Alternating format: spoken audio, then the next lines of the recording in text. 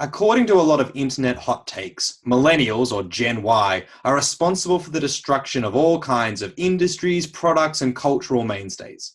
Go ahead, Google the variety of things we have apparently killed with unabashed glee. It'll take you the rest of the week. And so we're here today to ask, are millennials killing the church? So you're cringing, and for good reason, but let's progress. Much has been made of statistics concerning Gen Y church attendance, which has caused them to be labelled a missing generation. Yet the reasons provided for this absence vary wildly. Now, some are based on good, thoughtful research and first-hand interviews, others on uncharitable, often curmudgeon assumption. What is often left out of these discussions is that there are many in this generation who would love to be in church, but have been forced to leave. What is often left out of these discussions is the rich spiritual lives of those who are moving away from previous forms of church. What is often left out of these discussions is that what the church has claimed to offer exclusively or preeminently, such as community, purpose, encounter, can be found elsewhere, often done better.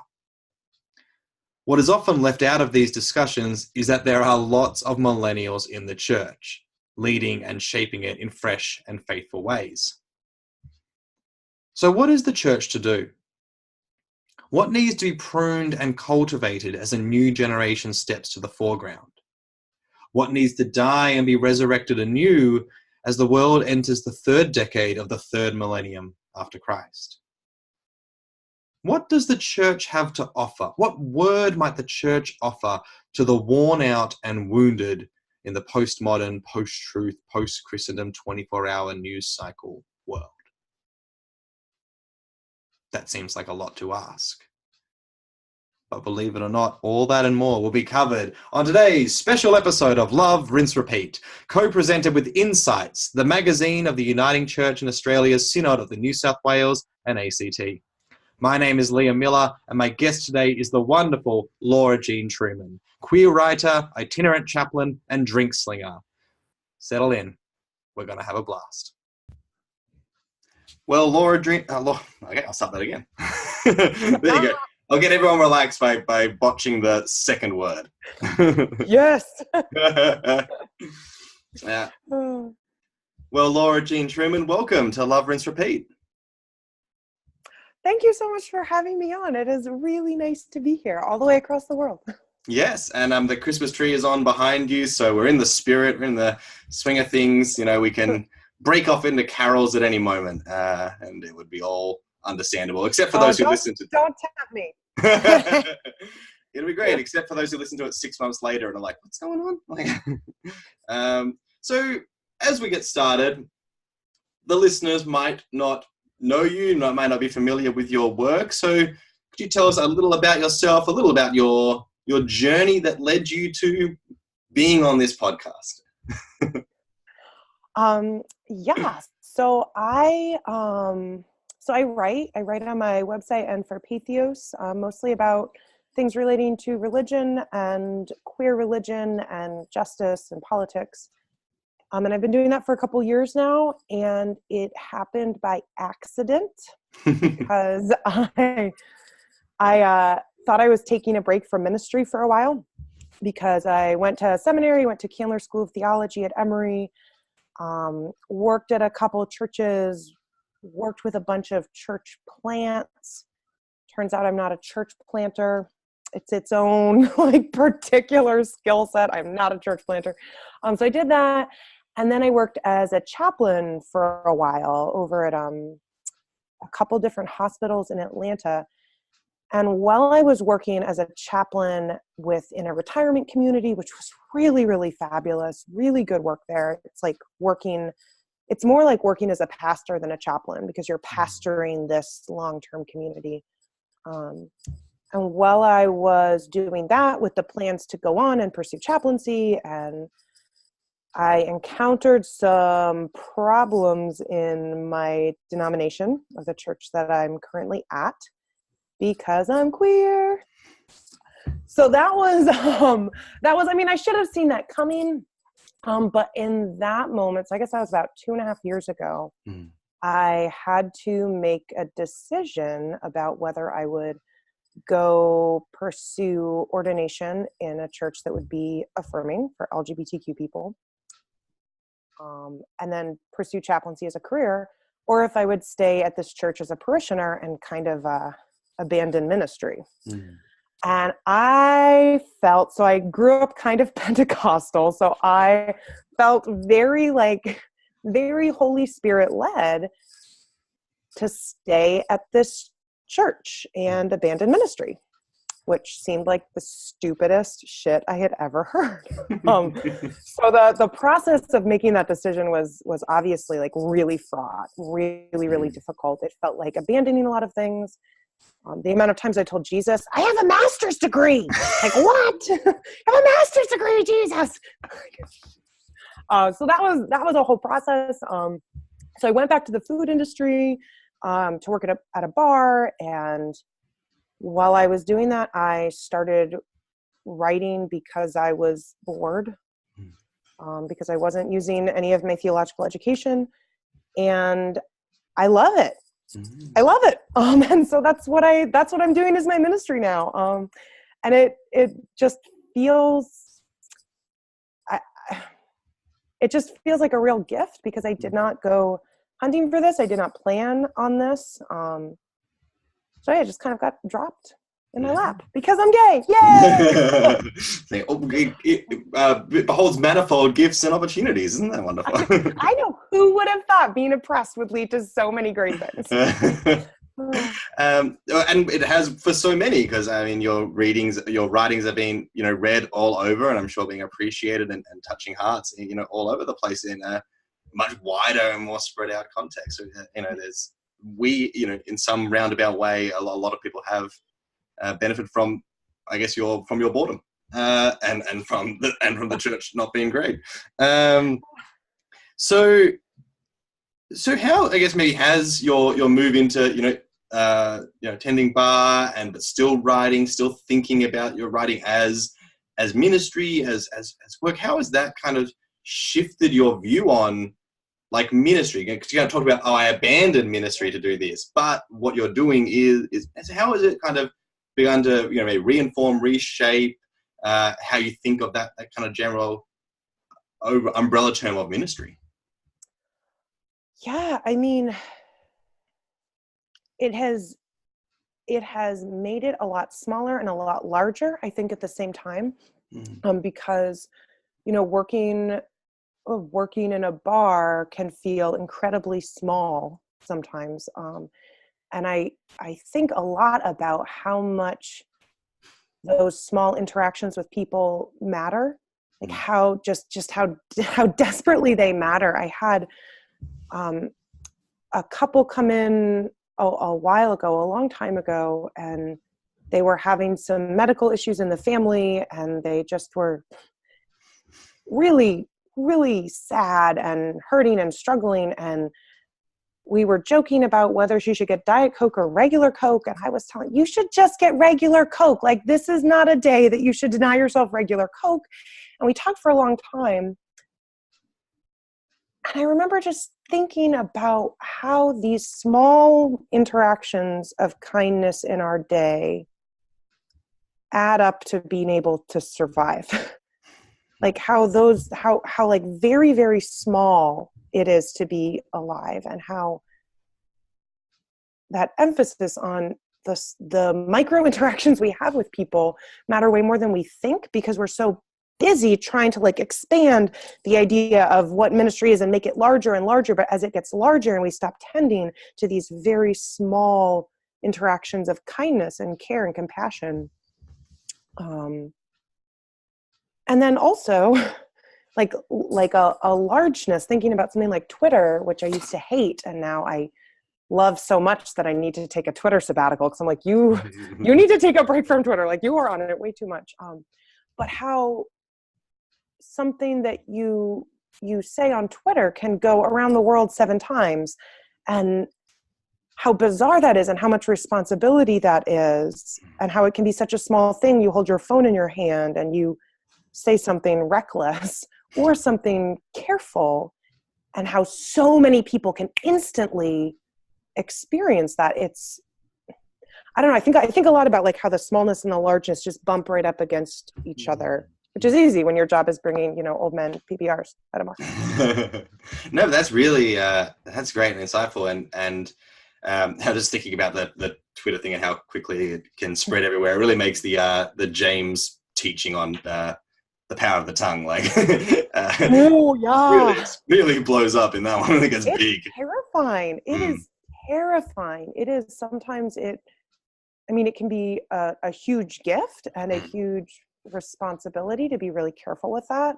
But if you're too careful, then you'll tie yourself up in knots and you'll never speak at all because you're so afraid that you're going to say the wrong thing. And so I think being humble as you step into any type of internet space and realizing that you are always on the edge of doing something terribly wrong, and like that's okay. Like, be humble, be ready to apologize, and kind of minister bravely anyways. Yeah. Yeah, it's scary. I think that's, yes.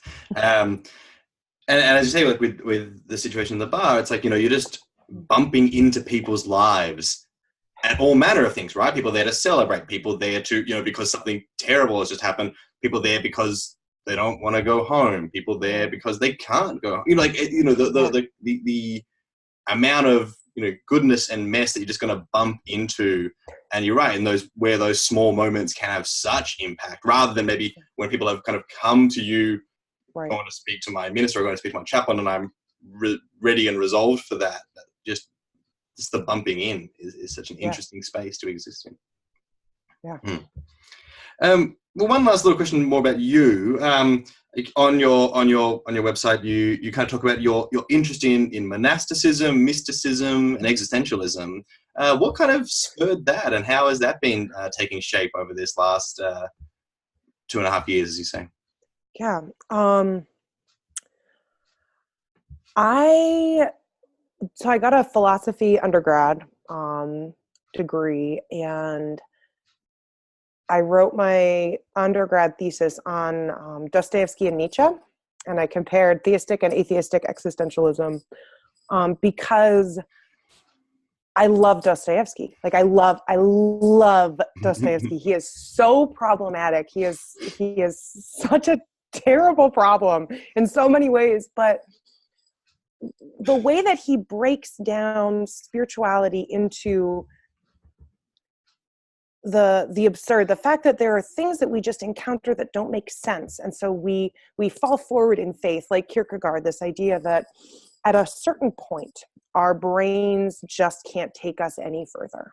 Like, and what do we do then? Is that where we lose God, or is that where we begin to encounter something real, if the real is the divine, for the first time? And I mean, when I read Dostoevsky when I was 15, that was not what I was thinking when I read Dostoevsky, but he is so, he talks about God in a way that is intimate. And for me, that discussion of God as a being that we can be intimate with, not just think about, but think with, talk with, be with, is just something that seems worth chasing. And I feel like you know it when you touch it in a writer, like when you read Rumi or you read Kierkegaard, or you read the female mystics, especially like Teresa of Avila. This conversation, not about God, but with God. It seems to me like that's the reason that I'm still religious after everything, after the church continues to be terrible, is that idea of chasing interactions with the divine in a way that's meaningful.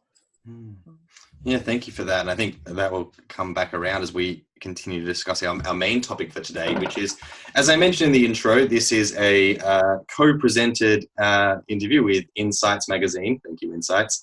And they're doing a whole big thing on particularly on Gen Y, or Millennials and Gen Y.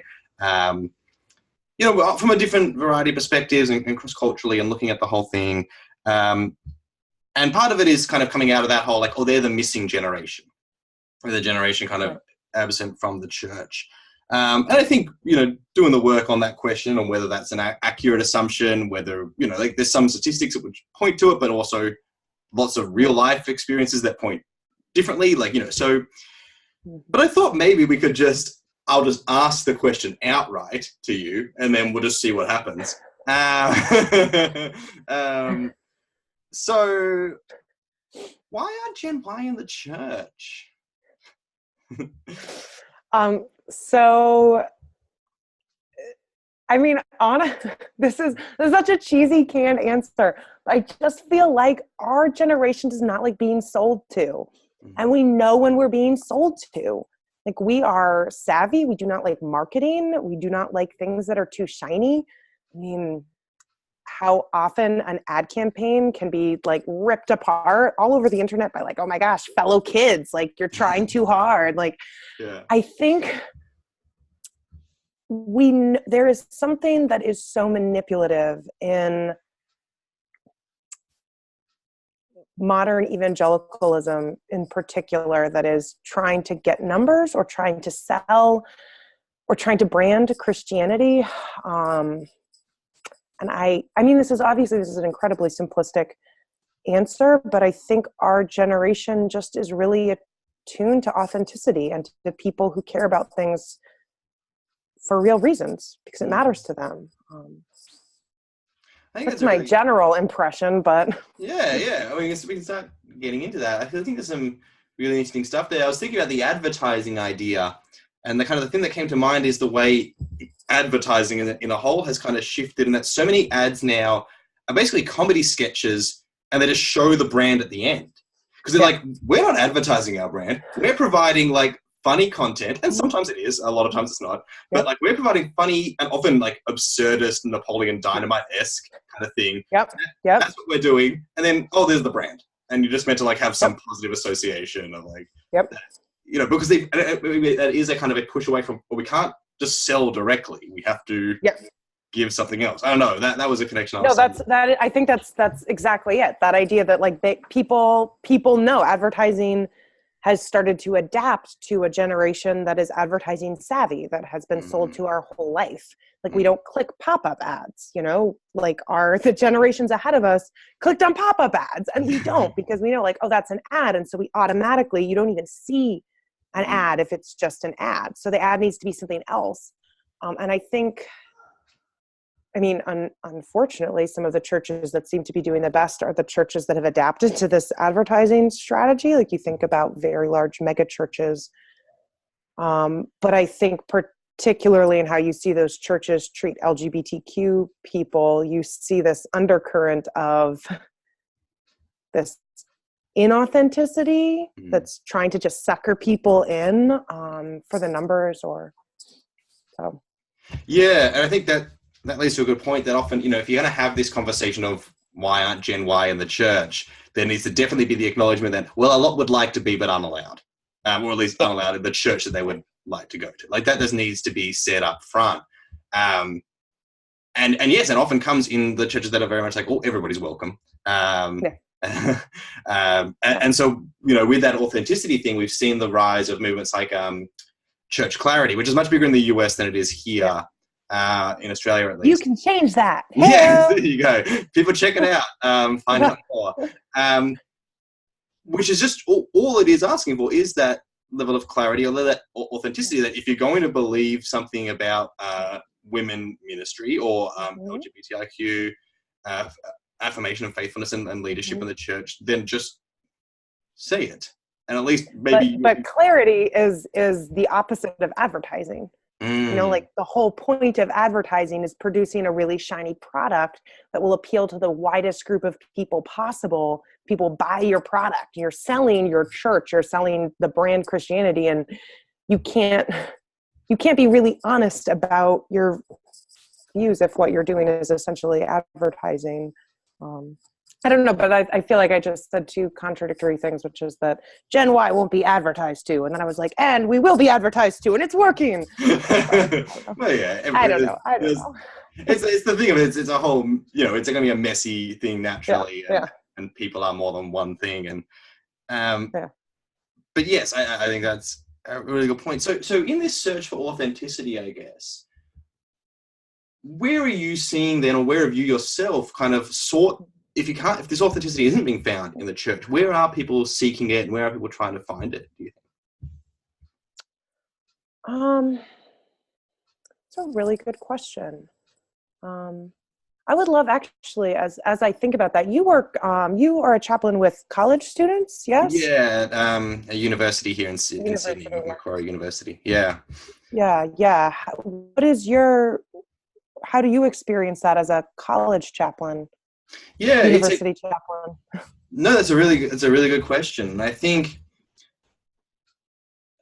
like, it's often seen in, there are just like people who form pockets of community based on like common interests, or often a common cause kind of thing. So like we'll do, you see it in groups like, in like a women's collective or a queer collective on campus. But through our ministry, we've tried to often like work alongside groups like that or other groups to, just create spaces where people can, either creating spaces that people can work together for something. Like we've identified something on campus that we think is wrong. We've identified something in the world that's wrong, and we're going to try to kind of come to easily done to identify and come together and kind of work for that and allow that to not like diminish our differences, but kind of cut across them. Right. Right. And then I think the other place is just having a place where, a place where people can come, a time and a place where you're going to explore something, you're upfront about what you're going to like talk about, but then it's just open to the needs of the people who come into that room at the time. So like we'll run, we call them book clubs for the Bible, just because what does Bible study mean to like so many people? I love that. I mean, there's a little bit of the advertising thing of like book clubs are kind of in vogue at the moment, but it's also like almost a better description of what we're doing than a Bible study, because we kind of take two stories from Scripture, read them, and see how they talk to each other. I love that. That's so cool. So there you go, people. I'll just like take that as a pull quote for our next flyer. But yeah, but there's this time, and that's, we're going to come, we're going to talk about stories, and we're actually, when I go, what are people's thoughts? I'm not waiting to be like, all right, good. They're saying all the things I can quickly put down and like use as my antithesis, like, it's like, we're actually interested in seeing how this conversation can be expanded and deepened by what you thought when you heard the text.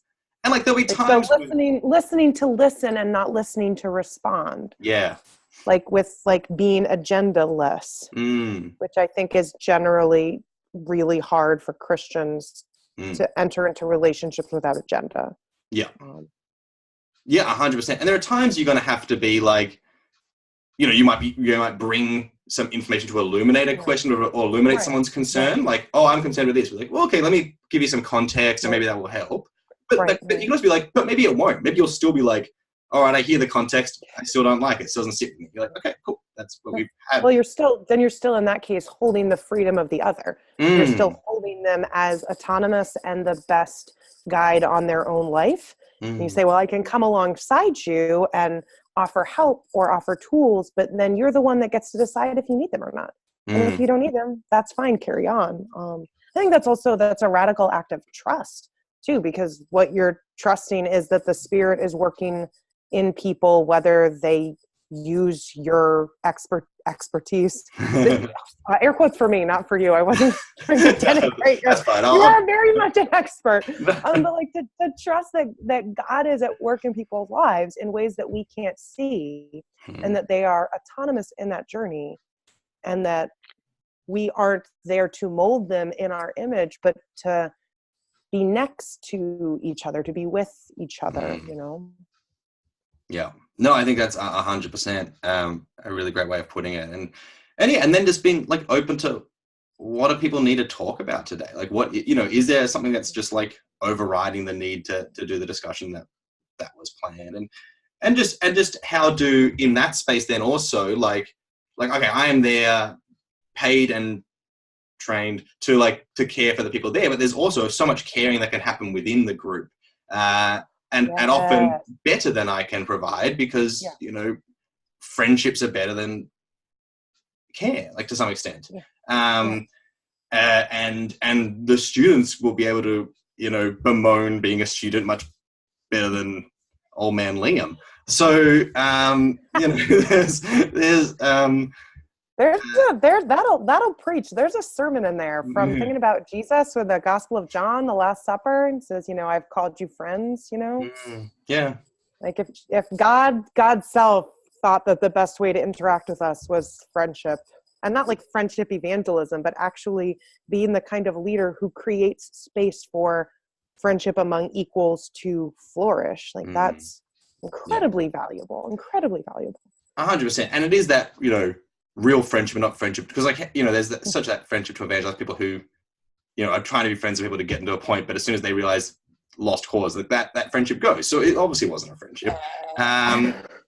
But yes, I think you're right. There is something there. And so it's an interesting thing, and it comes in different ways, and you just see it around on campus. Like there's so much it really quickly blows up your idea that you need to be Christian to create great community and people who care and tend for each other's needs and all that. Oh, that's happening. You look around. What do we do better than the world does? Community. What? Have you never been part of an LGBTQ community? No, you have not been. I've never been part of a church that has been as welcoming as, in general, the LGBTQ community is. So we actually, a couple weeks ago in one of my Bible studies, somebody brought up, how is the church community different than the world?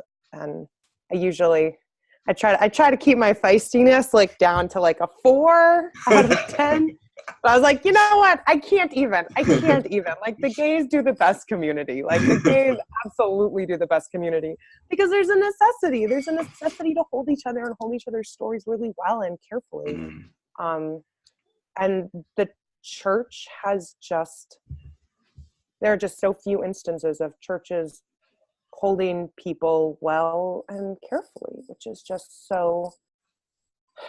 it's just so heartbreaking. And I don't know why it continues to be so unexpected for all of us. But I hear stories, not just from LGBTQ people, but everybody gets so hurt by the church.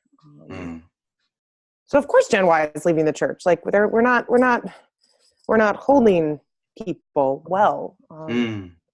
Yeah, and when you're not held by an authentic, caring community, and the past things that held you, fear or cultural conditioning, are gone, so then it's what's holding you? Because that's the thing. If you don't have to go, then if you're not being cared for or tended to well, what's there? Especially because I guess even if you're someone who's still drawn to that intimate relationship with God, you're still drawn to that and want that. There are you can access great writings by Laura Jean Truman anywhere. You can hear sermons. You can read your scriptures. You can listen to music. And that can still be there. So there is a way to be able to walk away, but still kind of attend to that side of you. So that makes it even, I guess, harder for the church to if you aren't tending for people, they can get the other stuff elsewhere too. Right. Well, and if you exactly what you said, that if you have a church that is fueled by fear, it's fueled by, if you leave us, everything in your life will fall apart and you'll go to hell and you will be miserable and no one can satisfy like Jesus.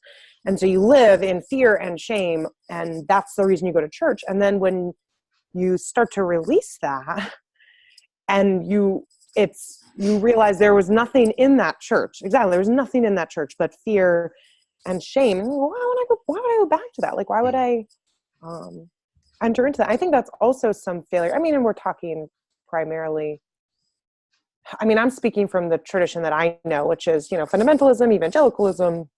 I'm sure the mainlines have a whole different set of things that I'm not totally qualified to talk about. Not qualified at all. But I think, the loss of a sacramental imagination loss of, and I'm really glad to see, I think a lot of this generation is kind of turning back to the sacraments, especially the table. I see a lot of people talking about table theology now, which is just so good. This idea that, I mean, and I was just talking about this, I don't know if you're familiar with Our Bible app. Yes. Yes. I did a chat room with them last night. We should say what it is because the listeners might not be aware. Yes. Oh, Our Bible app is fantastic. It is an app that you can download on Android or Apple products, and it's a set of it's devotionals, but for progressive Christianity. And so, if you are still looking to engage with the Bible, engage with spirituality, especially in a devotional format, there are a whole bunch of really lovely writers. Caitlin Curtis is one of them who writes for Our Bible app. If you're familiar with her, she's an Indigenous Christian writing out of Atlanta as well. Lindsay Medford is writing out of there. I just have a new series that just went through there starting a couple days ago. But it's a lovely, really cannot recommend it enough if you're someone who's kind of been longing to re-enter devotionals. Yeah, I've definitely recommended to like students before who want that devotional thing. Yeah. There's not a lot out there that isn't from a particular brand of Christianity. So they're wanting something different, but wanting to kind of have that devotional, personal, daily rhythm of that kind of nourishment. Which is sometimes, if we're talking about the thing of what mainline is lacking, it's like, how do we do that? Because sometimes we've got too scared of really being actively engaging people's faith. But we can come maybe back to that. Sorry, you were sitting around a table. So everybody download Our Bible app. It's great. I love it. But unrealized. So we were talking about the idea of remystifying Christianity and re-enchanting Christianity and seeing the Bible, this idea of the enchanted text, which if there are any philosophy geeks reading, Charles Taylor's A Secular Age, which if anyone knows about that, it's like yay big. It's so, wait, I think I have it. Oh my God, I do. It's right here. Totally not planned. The largest book ever. So good though. It's worth reading a summary of because it's brilliant. But the whole idea is that that we have lost. There used to be a way to talk about religion that was very enchanted and mystical and magical, and now the idea of secularity is that everything has been demystified. There are no more secrets. There's no more mystery. Everything is, it's the Enlightenment all over again. Well, all over again, continuing. We are still in that period.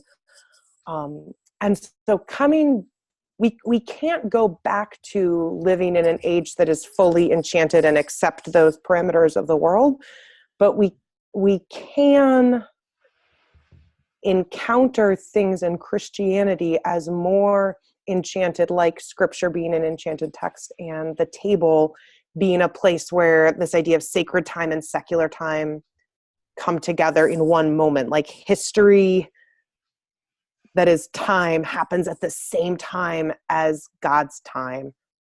And kind of just talking more. It's so cool.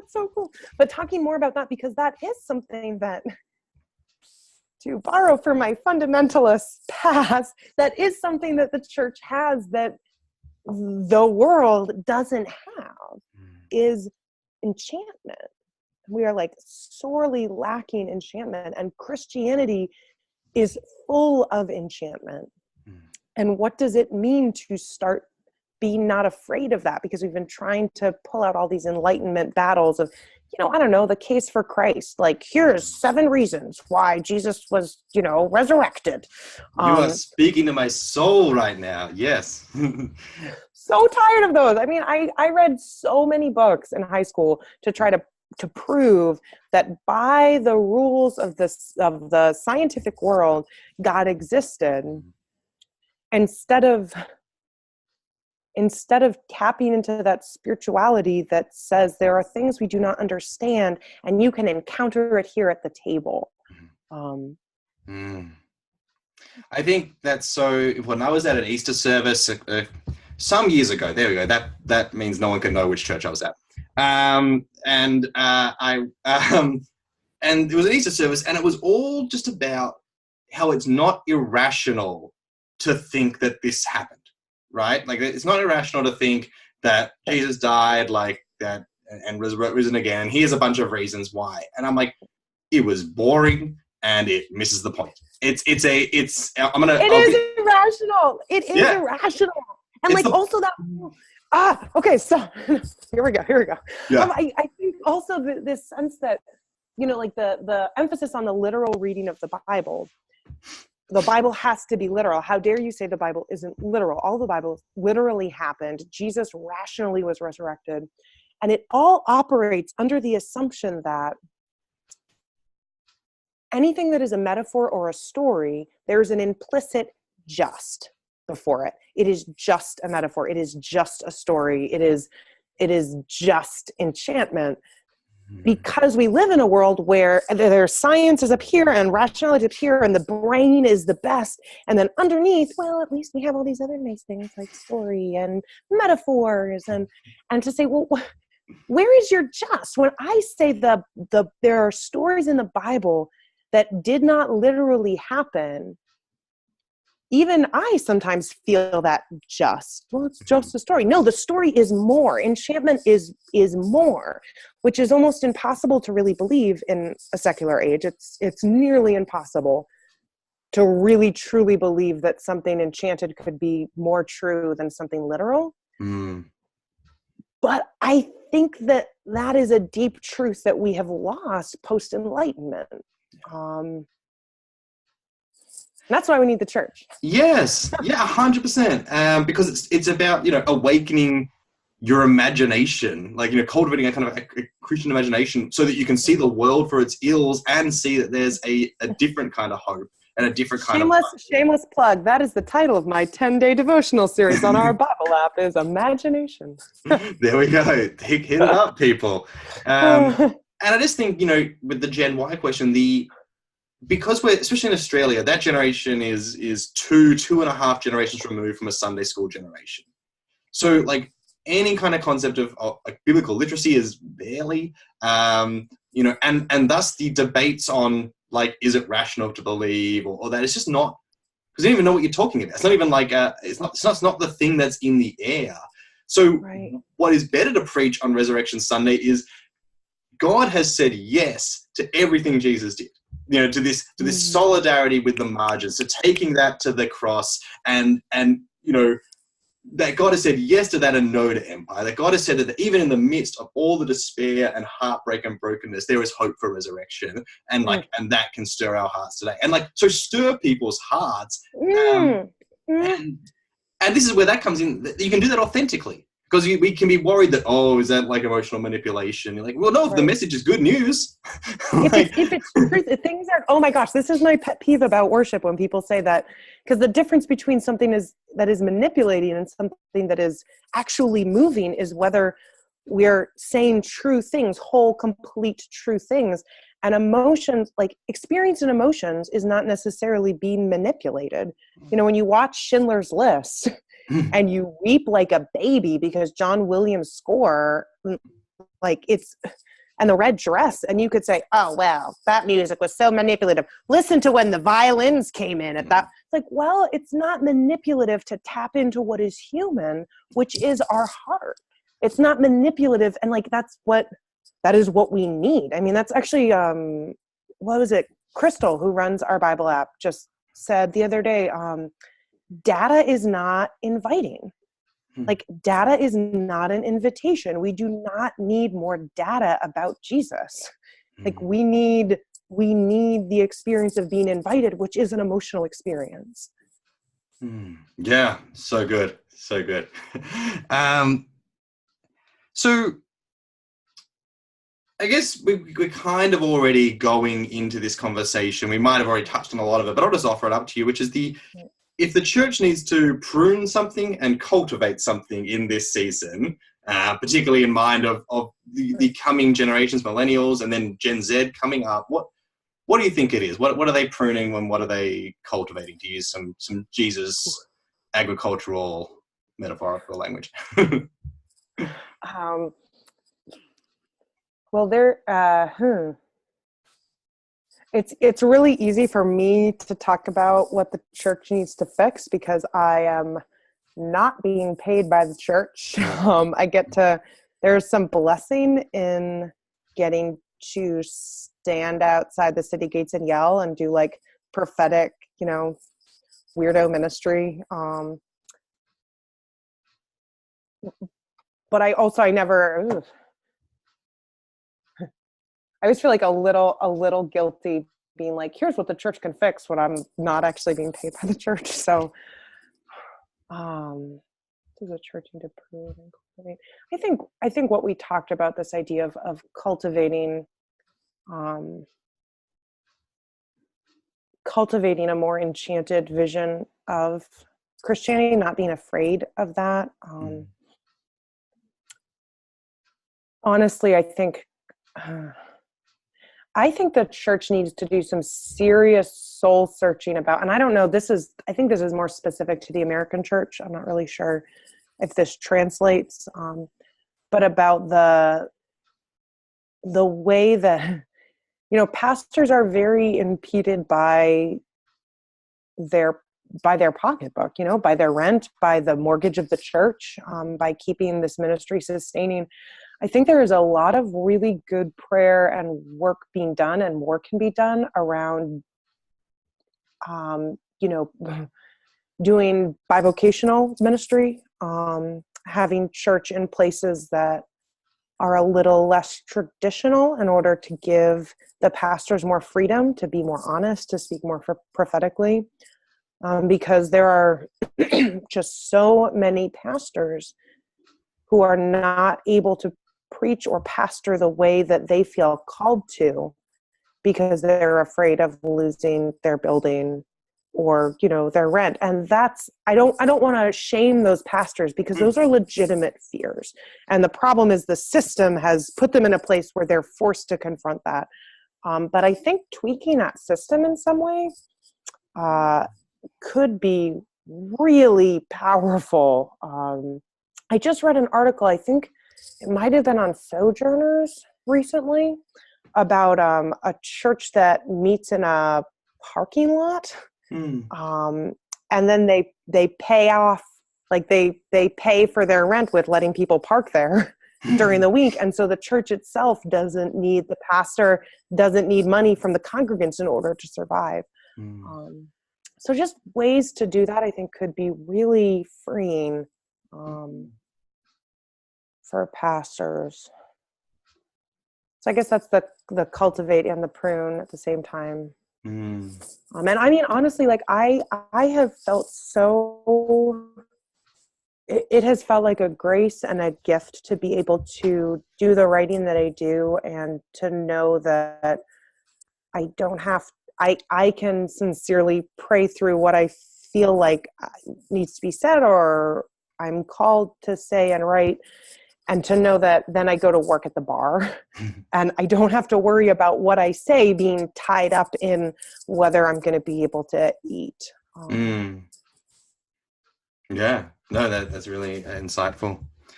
All right, I guess a final question, and again, perhaps already touched on a bit, but I guess I'm thinking maybe more so for people who've maybe never had the touch of the church on their life, or only from a very peripheral experience. And I'm using church very broadly in this next sentence. Right. I guess, what is the word that the church or that Christianity or that this enchanted experience has to offer to the worn and the wounded, which is just a growing category in our time. I mean, like, I think everyone's tired, especially, I mean, I can only imagine the news cycle over there. But I mean, Australia has all its own things that we're getting worn down by too, so I'm not absolving us. I think that's fair to say that our news cycle is particularly terrible right now. So what is the word to the worn and the wounded? I think the withness of Jesus, like what you said before about when God had things to communicate with us, it was Christ coming and being so radically in solidarity with us. And I think a lot about Jesus's words on the cross, my God, why have you forsaken me? And this idea that there are a lot of different theological ways to interpret it, and mine might be like vaguely heretical, but this idea of God being so united with our suffering that God even experiences God forsakenness, that like God is forsaken by God's self. And that every moment that we are feeling utterly forsaken, God has also felt that. And like, how do you, like, there's a mystery, there's an enchantment, but that every moment of weariness, God chose to come and understand what that was with us.